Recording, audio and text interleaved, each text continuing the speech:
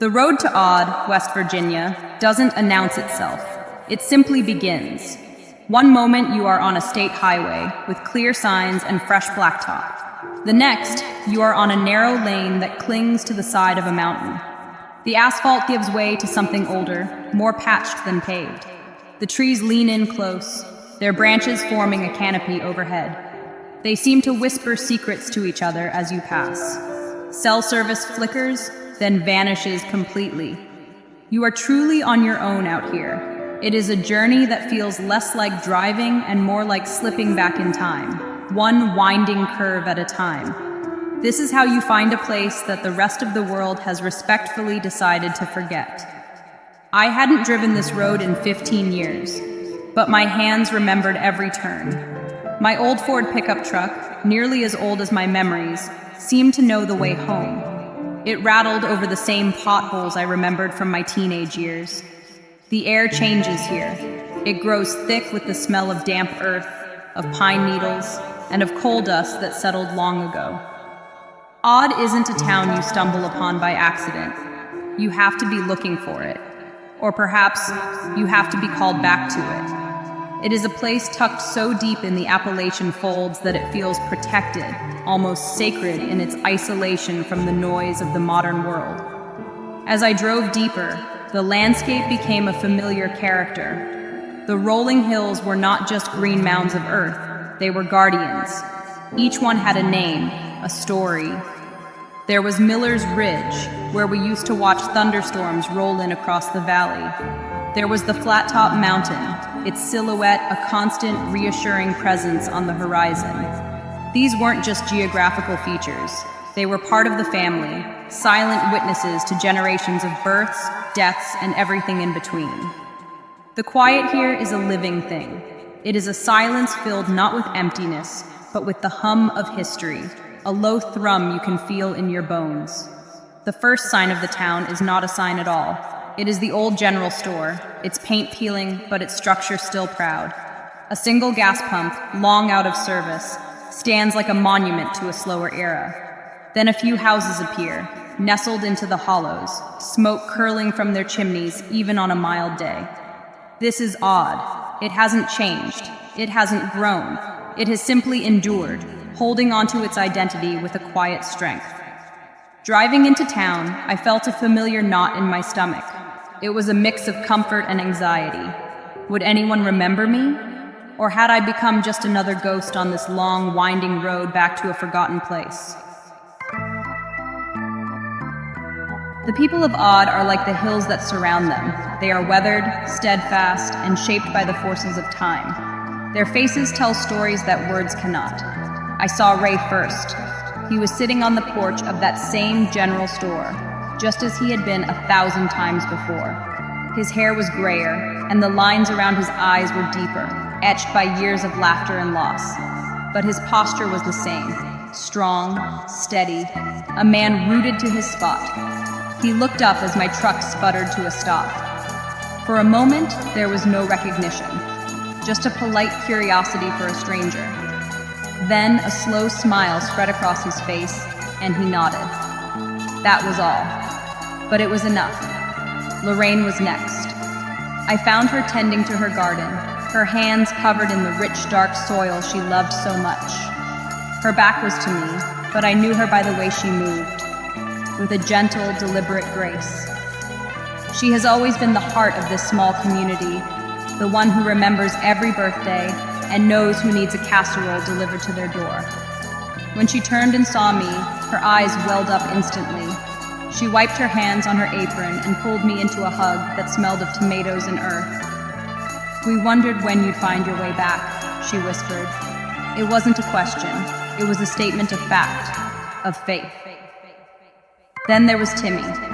He was never one for sitting still. I saw him coming down the road on his rusty bicycle, a fishing pole balanced over his shoulder. He was a boy when I left, all elbows and knees. Now he was a young man, but the same mischievous glint was in his eyes. He skidded to a stop, his bare feet digging into the gravel. "Well, look what the cat dragged in," he said with a grin that was half welcoming, half challenging. Timmy represents the future of Odd, or what little of it there might be. He is the one who has to decide whether to stay or to follow the path so many others have taken, away from these hills. These faces, Ray's quiet strength, Lorraine's boundless compassion, Timmy's restless energy, are the true map of Odd. They are the landmarks that matter more than any road sign. Seeing them again was like finding pieces of myself I didn't know were missing. In a big city, 15 years can make you a stranger. Here, it just makes you overdue for a visit. The bonds are not broken by distance or time.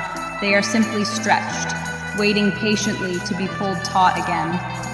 The people are the living history of this place, their lives interwoven like the threads of a well-worn, cherished quilt.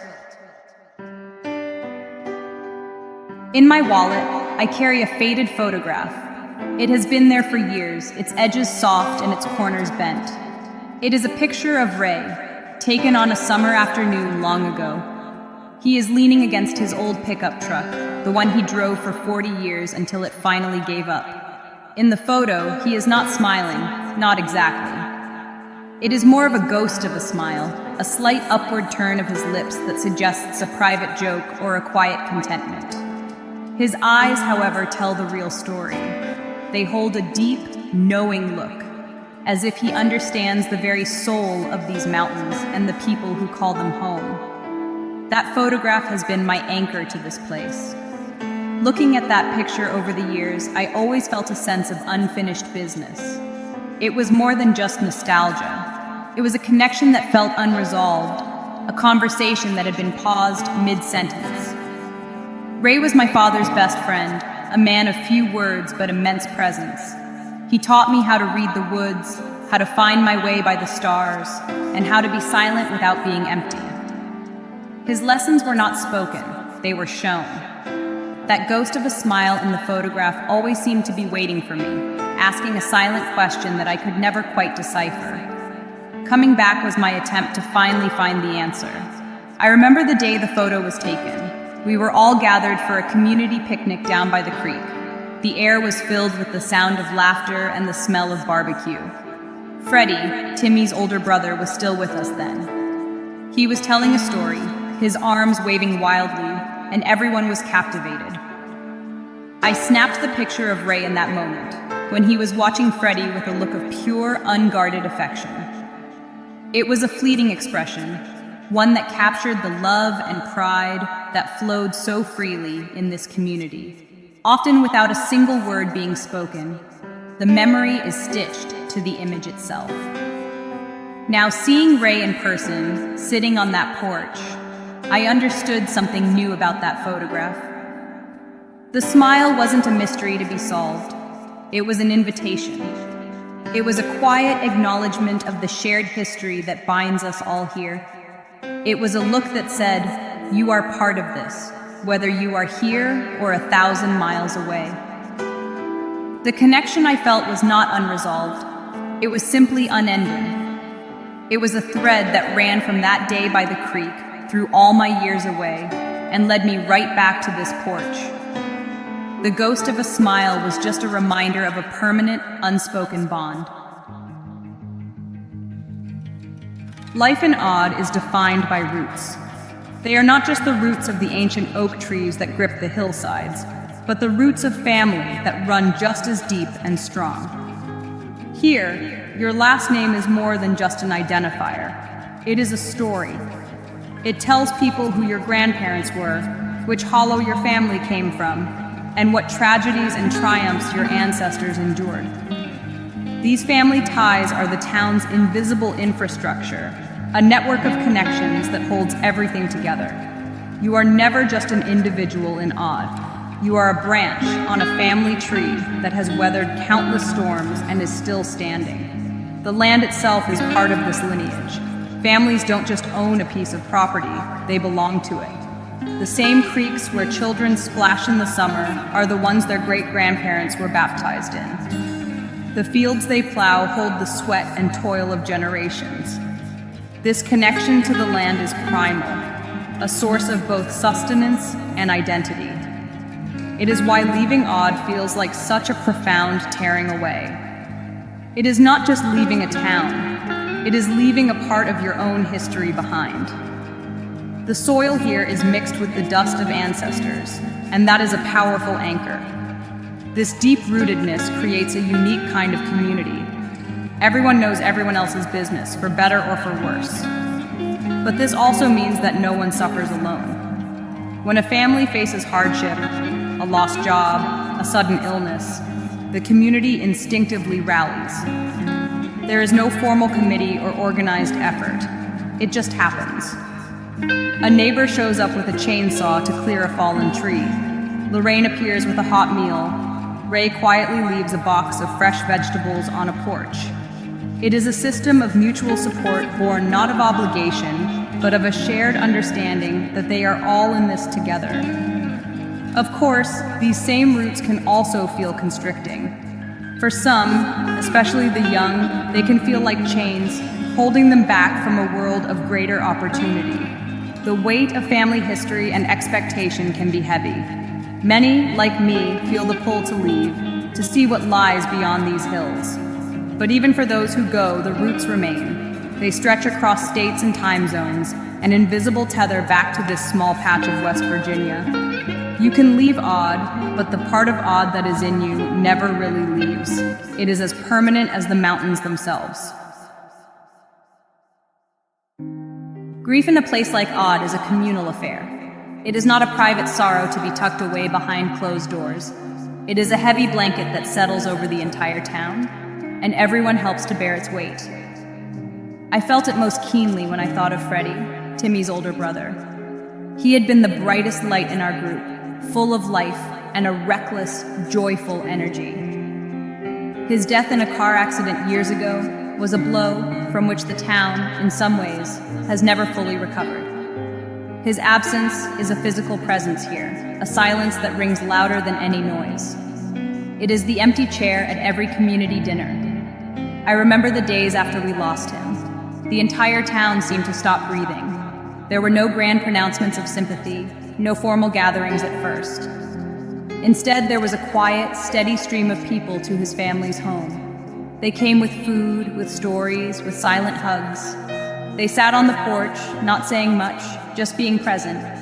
Ray spent hours just sitting with Freddie's father, the two men sharing a silence that was deeper and more meaningful than any words.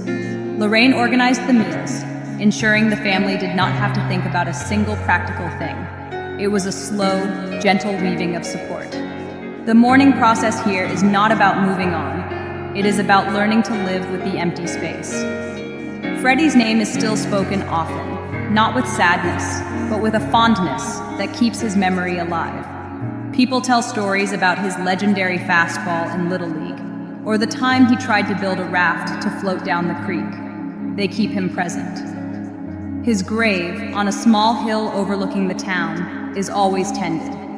There are always fresh flowers, a small stone, or a simple wooden cross left by someone passing by. It is a testament to the fact that in Odd, you are never truly gone as long as someone is left to remember you. Coming back, I saw how Freddie's loss had reshaped the community. It had deepened the lines on the faces of the older generation and had put a shadow of caution in the eyes of the young, like Timmy. It was a shared wound that had, in a strange way, brought everyone closer. It reinforced the unspoken pact that they all had with one another, to hold each other up, to remember the fallen, and to cherish the time they have. Grief in Odd is not a storm that passes.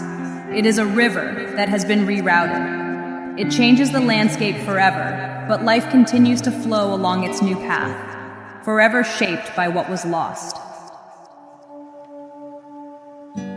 In Odd, the land is not just a backdrop for life, it is an active participant in it. The hills, the creek, the woods, they are all characters in the town's long story. They are the keepers of memory, silent observers that hold the echoes of every laugh, every cry, every whispered secret. When you walk through the woods here, you are walking through layers of history. You can almost feel the presence of those who came before you. An old abandoned coal cart rusting among the ferns is not just a piece of junk. It is a monument to the generations of men who went into the dark so their families could see the light. The blending of people and place is seamless. A story about a person is often a story about a specific spot. You don't just hear about your grandfather's courtship of your grandmother. You hear about it happening under the big willow tree by the bend in the creek, the same tree you now fish under. Memories are not abstract things. They are physically located on the map of the town. This is why the land feels so sacred. It is a living archive, a library where the books are the trees, the stones, and the streams. Each feature has a tale to tell if you know how to listen. This intimate connection gives Odd its quiet, profound meaning.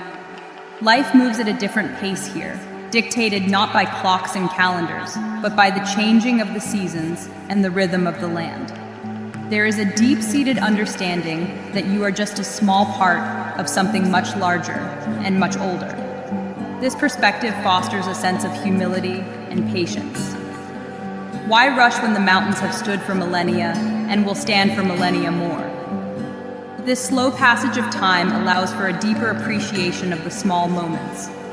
The way the fog settles in the hollow in the morning, the sound of crickets at dusk, the taste of a wild blackberry picked straight from the vine. For those of us who left, this is what we miss the most, often without even realizing it. We miss the feeling of being part of a story that is written on the land itself. In the city, everything is new, constantly being torn down and rebuilt. There is no time for memories to attach themselves to a place. Here, the opposite is true. Everything is steeped in memory. Returning to Odd is like opening a book you've read 100 times. You know every character and every plot twist, but you find new meaning in the familiar pages each time you read it. The hills hold our stories, and in doing so, they hold a part of us. As the sun begins to set over the western ridges, it casts long, deep shadows across the hollows of Odd. The light softens, turning the green hills into shades of gold and purple. This is the quietest time of day, a moment of transition when the world seems to hold its breath. My old Ford truck sits cooling in the twilight, a faithful companion on this journey home. The day is ending, and soon I will have to decide whether to stay or to once again follow the road that leads away from here. But for now, I just watch the light fade, and I think about what remains in a place like this. What remains is a tapestry woven from threads of history, love, and shared loss. It is in the way Ray still looks at the hills, with a knowledge that goes beyond words. It is in the warmth of Lorraine's hug, a comfort that has been passed down through generations of mothers and grandmothers. It is in the defiant spark in Timmy's eyes, a reflection of the same resilient spirit that has allowed this town to survive against all odds. People leave, houses become empty, and the world outside rushes on. But the core of this community, the invisible bonds between its people, endures. The things that are lost are keenly felt. The fading cell service is a metaphor for the town's fading connection to the modern world. The closure of the mines, the young people leaving for jobs elsewhere, the slow decay of abandoned homesteads. These are all wounds. There is a melancholy that hangs in the air, a gentle sadness for a way of life that is slowly disappearing. But what is lost does not erase what survives. The stories, the memories, and the deep love for this piece of land are stitched into the soul of everyone who has ever called this place home, no matter where they end up. In the end, Odd is more than just a place on a map. It is a feeling. It is the quiet assurance that you are part of something real and lasting. It is the comfort of knowing that there is a place in the world where you will always be remembered, where your story is part of a larger, ongoing narrative held safe by the ancient hills. As darkness finally settles, I am left with a quiet sense of hope. The light may fade each day, but it always returns. And what remains here, in the heart of these mountains, is a light of its own, a steady, enduring glow of human connection that even the longest, darkest night cannot extinguish.